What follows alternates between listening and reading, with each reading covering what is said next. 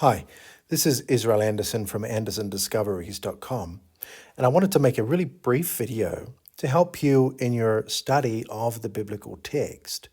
And this will also help you studying any other text that's extra biblical, any of the ancient documents as well. This is called How to Understand the Text by Expanding Context. Let's get started. First of all, if you're not looking for a context, you're starting with a pretext, a preconceived notion of what it is that you're reading. So forget what you think you know about a passage and look with fresh eyes. Pull out from the passage. What happened before and after the passage? Who wrote the passage? What do we know about them? Who were they writing to? What do we know about them? When did they write it? What was happening at that time?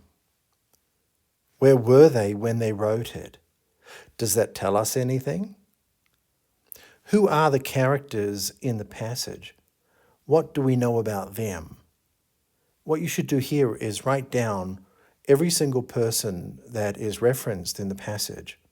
Do a little background on each one. If it's a group, then do some background on that group and what they believed and their position, what they thought about what was being said at the time.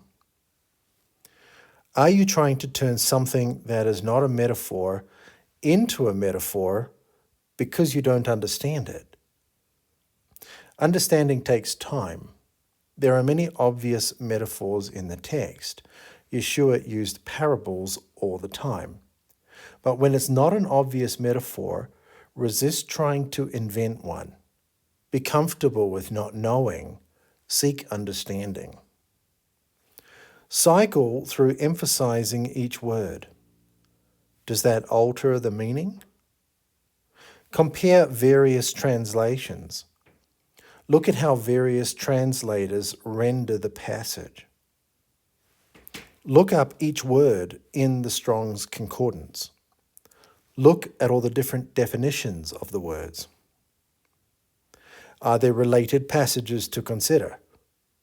What connections are we missing from other parts of the text?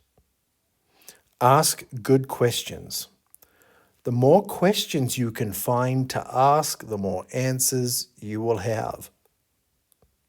And does Yeshua address the content of the passage?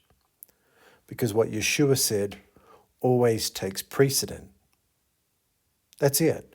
So I hope that this little guide will assist you somewhat in your studies of the biblical text. This has been Israel Anderson from AndersonDiscoveries.com.